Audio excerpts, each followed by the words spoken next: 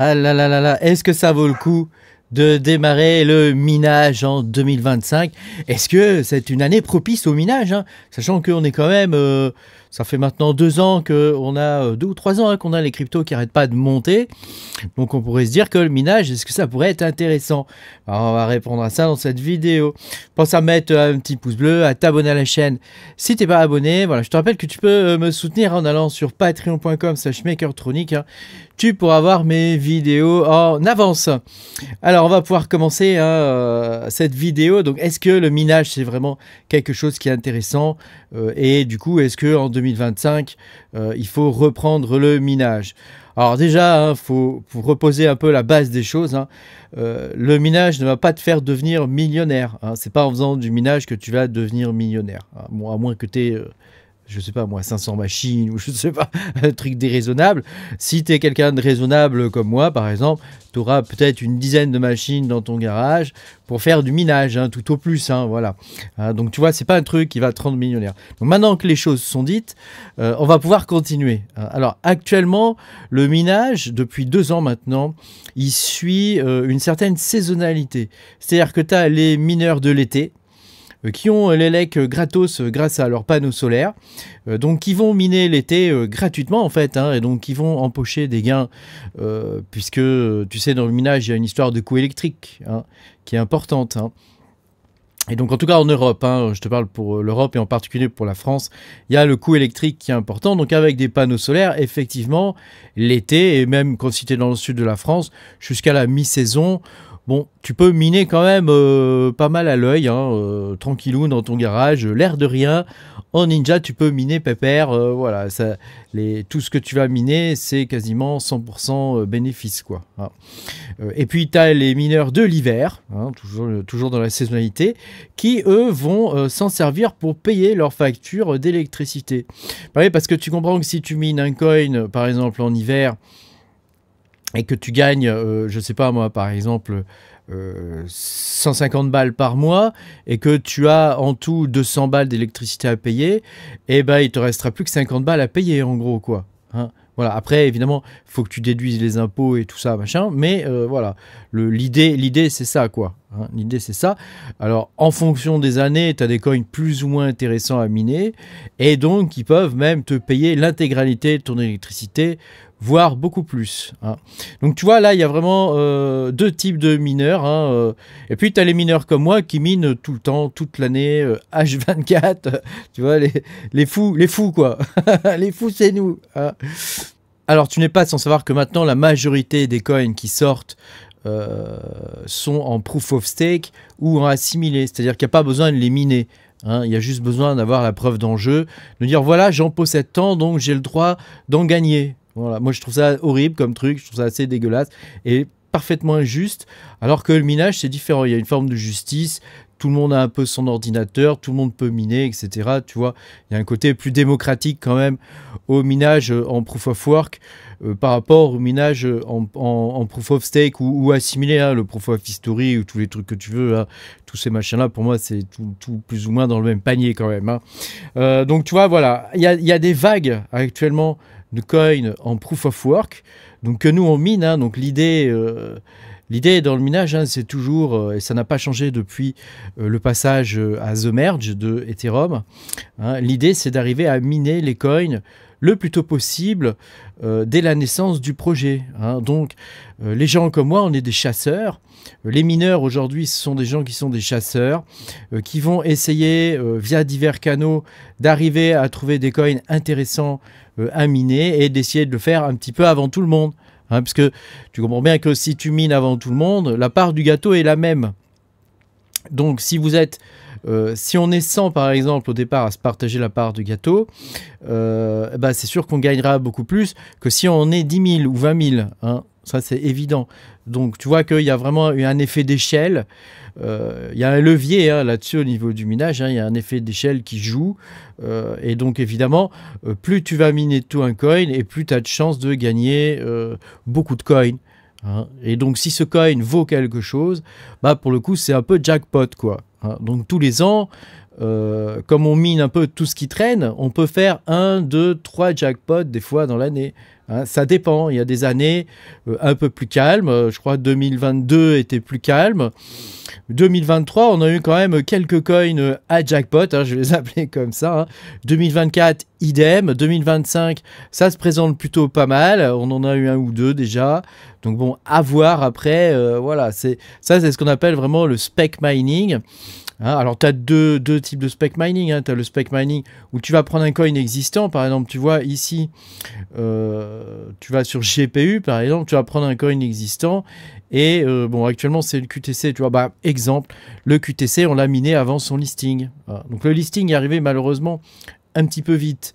Mais il y avait quand même moyen de gagner pas mal d'argent, puisque même quand il a été listé, on n'était quand même pas très nombreux dessus.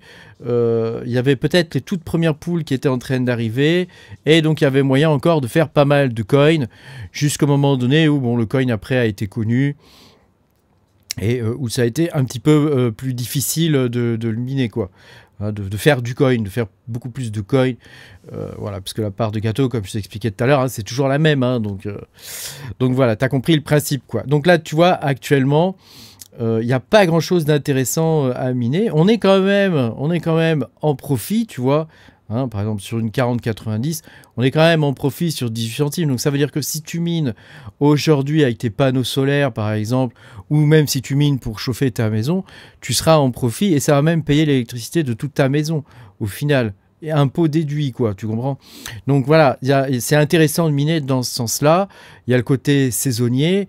Et puis il y a aussi, pour les passionnés comme moi, il y a le côté de spec mining où voilà, on est des chasseurs, on va chasser des coins, on va regarder qu'est-ce qui est intéressant à miner, essayer de trouver les bons projets, etc. Donc je t'ai fait des vidéos par exemple sur le Alpha, anciennement Alphabil, hein, qui s'appelle Unicity maintenant. Vidéo qui n'a pas eu beaucoup de succès d'ailleurs, assez étonnamment. Hein, et pourtant, c'est un coin qui est toujours pas listé. Le TGE, c'est-à-dire l'émission des tokens, elle est prévue pour la fin de l'année, octobre-novembre. Donc tu vois, il y a un coup vraiment intéressant à jouer là-dessus. Et évidemment, quand tu as pu miner avant tout le monde au départ, hein, même dans une petite communauté comme la mienne, on est quoi, 500, 600 mineurs, ça reste quand même intéressant. Hein. Tu peux faire quand même des coups intéressants où tu peux gagner quand même pas mal d'argent. Alors quand je dis gagner pas mal d'argent, tout dépend du nombre de machines que tu as, de combien tu as investi au départ, etc. Tu vois, hein. Donc tu peux par exemple, si tu as 2 PC, il faut pas t'imaginer que tu vas devenir riche tout de suite, quoi, tu vois. Tu vas pas gagner 10 000 balles avec 2 PC, quoi. Hein. Mais si tu en as 10, tu peux gagner quand même pas mal d'argent. Hein. Ça peut chiffrer des fois 20, 30, 40 000 dollars. Hein. C'est assez variable.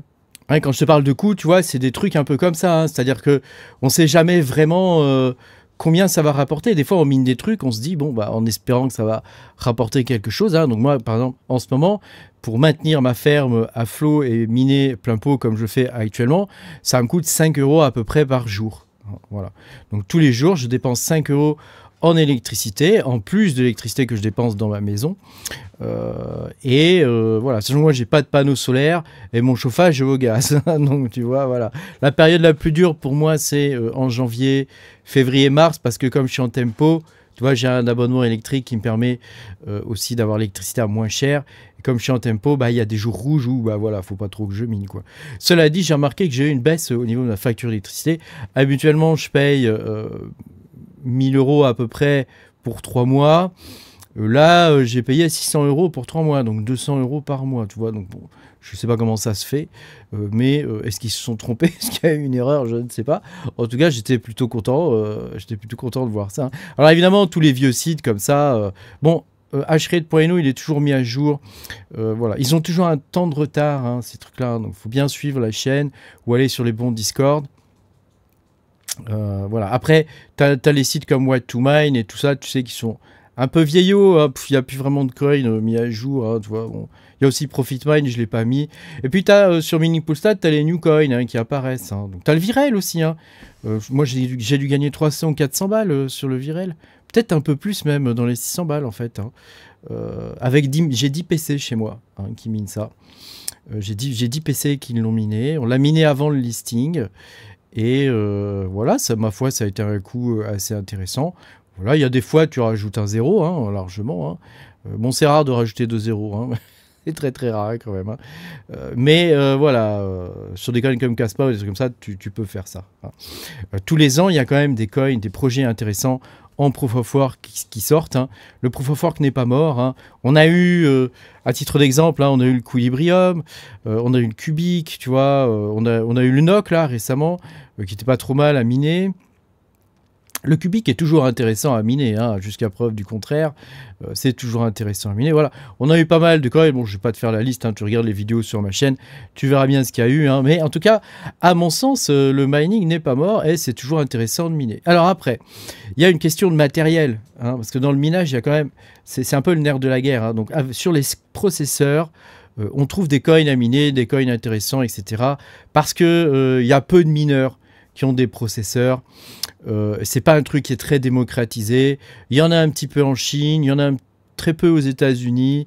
Voilà, il y a Rabin Mining, et puis il y a moi en France, quoi. Mais voilà, et ça reste quand même très très peu démocratisé. Avant, il y avait des mineurs au Japon, au Vietnam, etc. Maintenant, il y en a plus. Ils font plus de vidéos, ces gens-là. Donc c'est vraiment un truc qui est en train de devenir extrêmement de niche, quoi. Mais ça reste quand même intéressant. Hein. Il faut pas penser que le minage est mort et que c'est pas intéressant de miner. Je te dis, on peut faire des jolis coups des fois, et ça peut être intéressant de se positionner. Hein.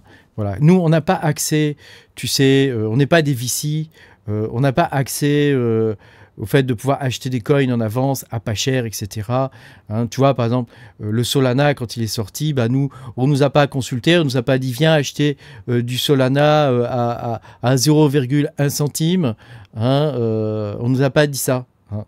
Donc nous, le seul moyen qu'on a d'arriver à gagner des coins en avance, c'est de rentrer le plus tôt possible dans les projets. Et les processeurs, c'est très bien pour ça. Alors se pose le problème maintenant des GPU, hein, donc les cartes graphiques. Alors là, c'est plus compliqué, hein, parce que malheureusement, Ethereum a fait énormément de mal au minage via GPU.